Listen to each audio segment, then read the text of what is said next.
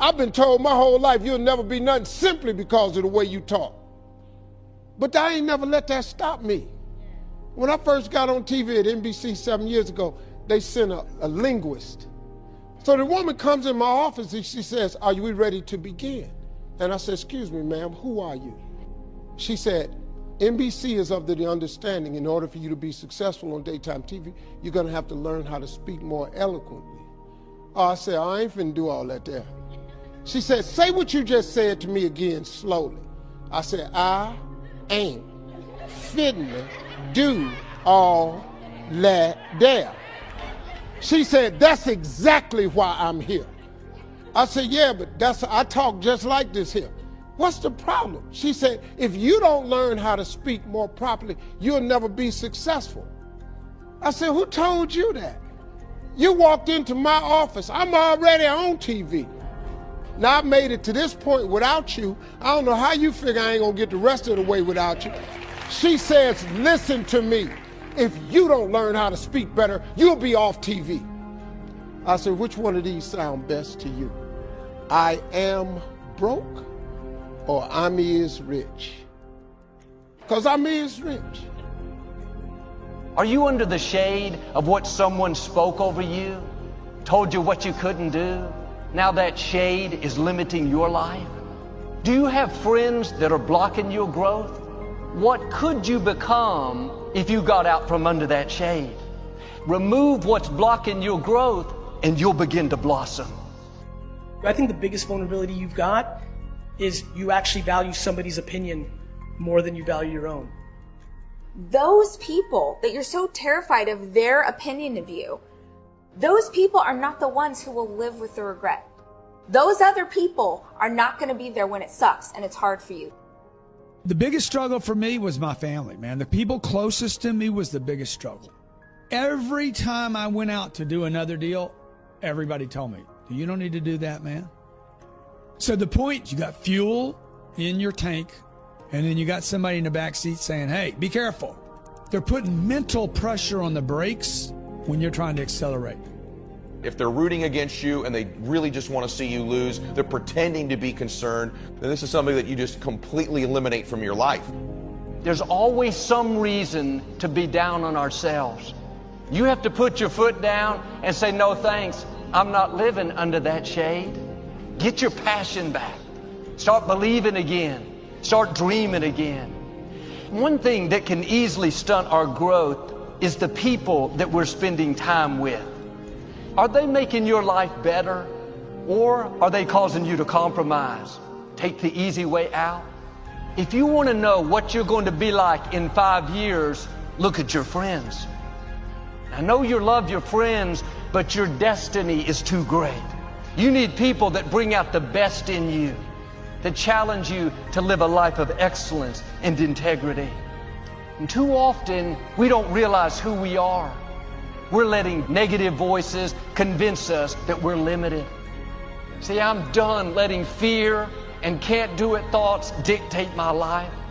Where you are is not your destiny. You can come out of the fear and step in to who you were created to be, a history maker.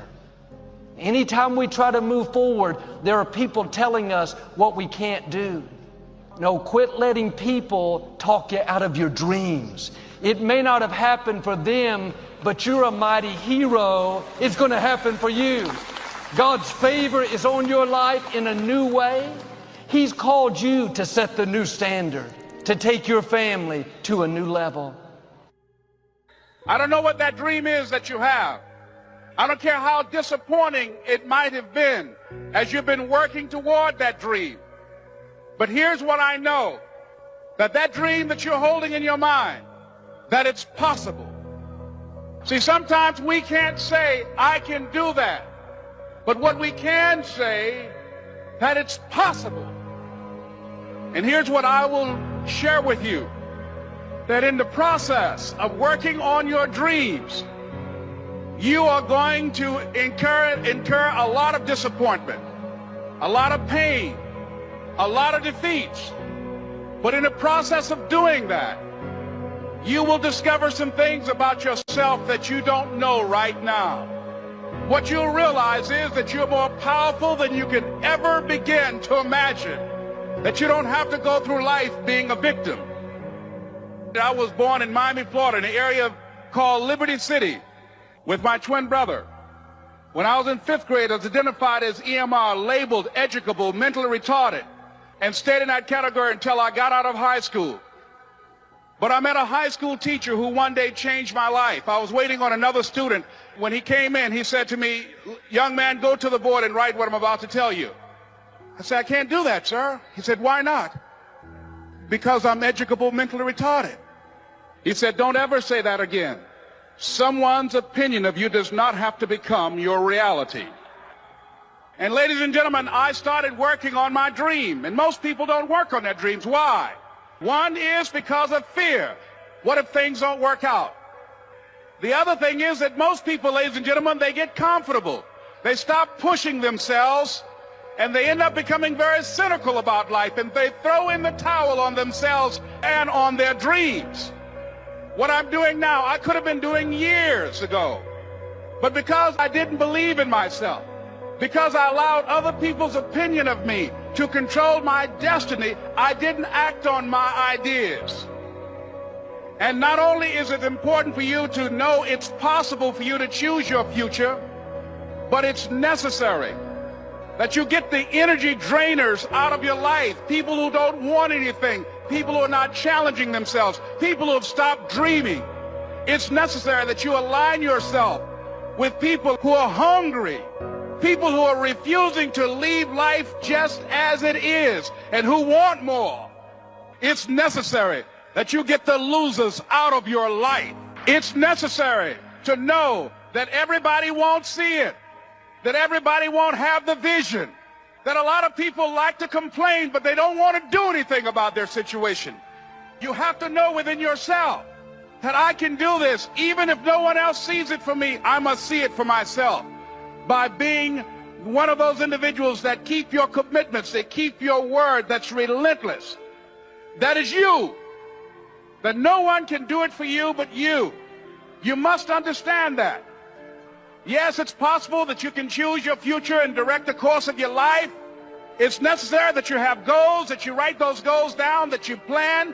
It's also necessary that you look for ways to always find a way to pull it out when everybody else thinks that you are defeated. But the next thing, ladies and gentlemen, I want to share with you that it's hard.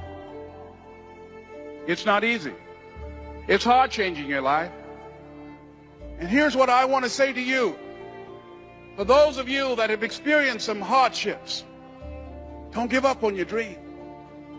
No one could have convinced me by holding on, by continuing to run toward my dream, that one day I would have my own talk show. No college training, labeled educable, mentally retarded, but I kept running toward my dream.